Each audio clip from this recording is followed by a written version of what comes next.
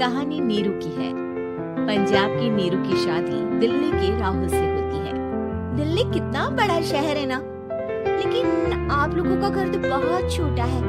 हमारे पंजाब में तो ये बड़े बड़े घर होते हैं कि मजा ही आ जाता है। कोई बात नहीं नीरू, मैं भी तुम्हारे लिए बहुत बड़ा मकान बनाऊंगा बहुत जल्दी।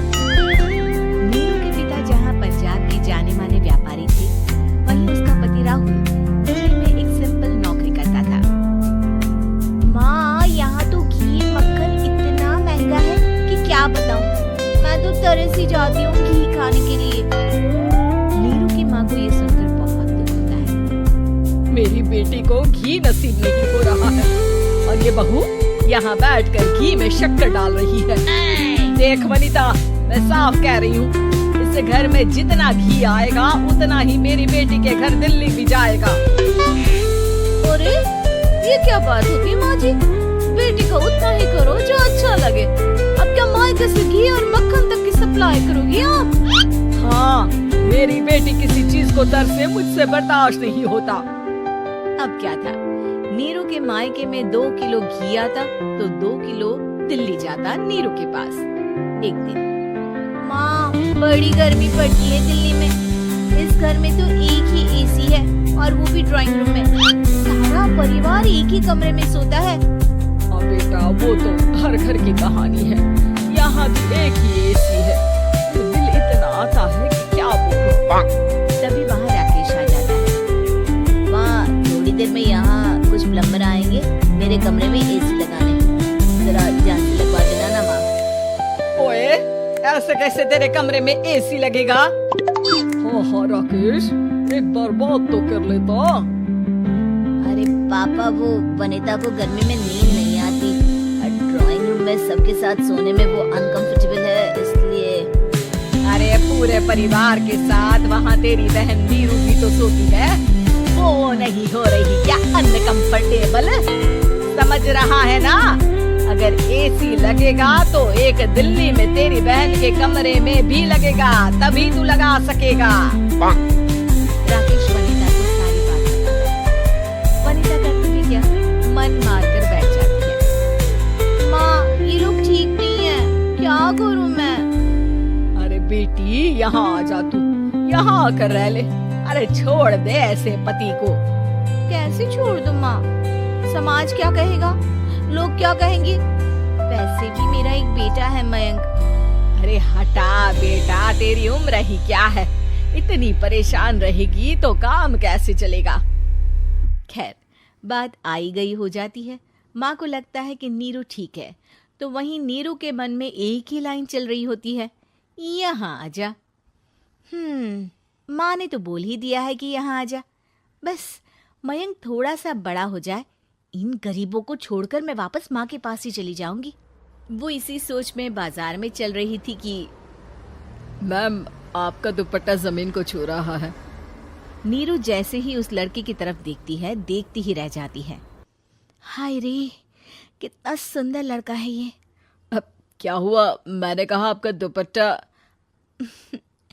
तो खुद ही उठाकर दे दो ना। लड़का समझ जाता है कि नीरू उस पर फिदा हो चुकी है। वो उससे उसका नंबर लेकर चला जाता है। अब क्या था, नीरू और रोहित में लगातार बातें होने लगती है। मैं हरियाणा का रहने वाला हूँ, यहाँ एक बड़ी कंपनी का मैनेजर हूँ। अच्छा, और कितने बच्चे हैं तुम्हारे? बच्चे? अरे मेरी तो शादी भी नहीं हुई है। तुम बताओ, शादी करोगी? नीरू शर्मा जाती है। अब लेकिन मैं तो पहले से ही शादीशुदा हूँ। मुझे फर्क नहीं पड़ता, बस तुम शादी कर लो, भाग चलते हैं। बहुत पैसे वाला हूं मैं, हमेशा खुश रखूंगा तुम्हें। नीरू रोहित से मिलकर सारा प्लान बना लेती है और फिर एक दिन घर से भाग जाती है। दोनों शादी कर लेते हैं। शादी के बाद, क्या बात है नीरू, तुम्हें परेशान सा देखता हूँ, सब ठीक तो है ना? हाँ हाँ, सब ठीक है।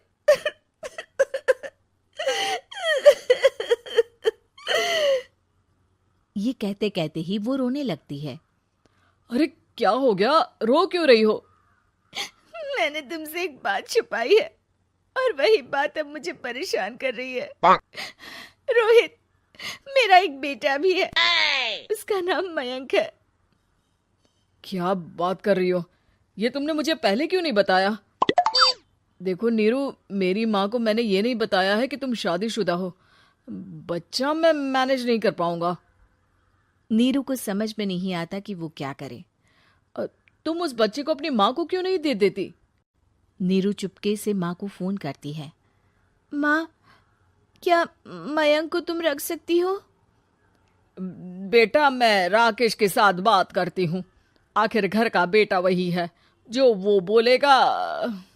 वैसे भी बेटा, तूने जो किया है ना, उसके बाद से पूरा घर तेरी बुराई कर रहा है। मैं भी अब किसी से तेरे लिए लड़ नहीं सकती।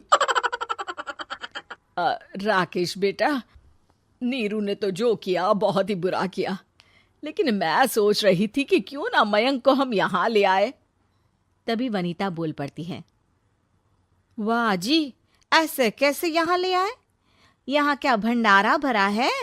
और जिस बच्चे की माँ ने नहीं सोचा, उसके लिए हम क्यों सोचे? नीरू को एक बार तो अपने बच्चे के बारे में सोचना चाहिए था ना। अरे लेकिन तेरे पास भी तो लड़का नहीं है ना वनीता। माँ, वनीता ठीक बोल रही है। कल को वो बड़ा होकर इसी घर का हिस्सा मांगेगा तो हम क्या करेंगे? माँ कहती भी तो क्या, वो चुप रह जाती है। वहीं नीरू का पहला पति कहता है। माँ, अगर आज भी वो वापस आ जाए तो मैं उसे माफ कर दूंगा। बेटा, गरीबी चीज ही ऐसी है, क्या करेगा? तू तो अब मयंक का सोच। वो बेचारा तो बिना माँ का हो गया। मयंक के खातिर तू दूसरी शादी कर ले बेटा।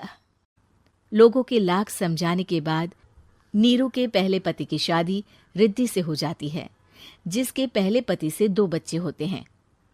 देखो जी, मैंने शादी सिर्फ बच्चे के खातिर की है। मैंने भी शादी सिर्फ बच्चों के खातिर की है। वहीं नीरू के दूसरे पति के मन में ये बात घर कर जाती है कि नीरू एक मासूम बच्चे को उसके खातिर छोड़ कर आई है। अब देखो नीरू, मुझे लगता है कि जो औरत अपनी कोख का बच्चा छोड़ सकती है, वो तो कुछ भी कर सकती है। कल को तुम्हें मुझसे अच्छा कोई मिल गया तो तुम तो मुझे भी बाय बाय कर दोगी ना। नीरू को अब उसका दूसरा पति ताने देना शुरू कर देता है। तंग आकर नीरू उसके यहाँ से भागकर अपने पहले पति के पास चली जाती है, लेकिन ससुराल में क्या लेने आई है नीरू, मयंक को? नहीं नहीं सासू माँ, मुझसे गलती हो गई, मुझे माफ कर दीजिए। नीरू, अब वक्त खत्म हो गया है, मेरी शादी हो चुकी है। तो छोड़ दो ना उसे, हमारा बच्चा है। मैं आपको अपनी माँ नहीं मानता, मेरी नहीं मान तो बात अच्छी है।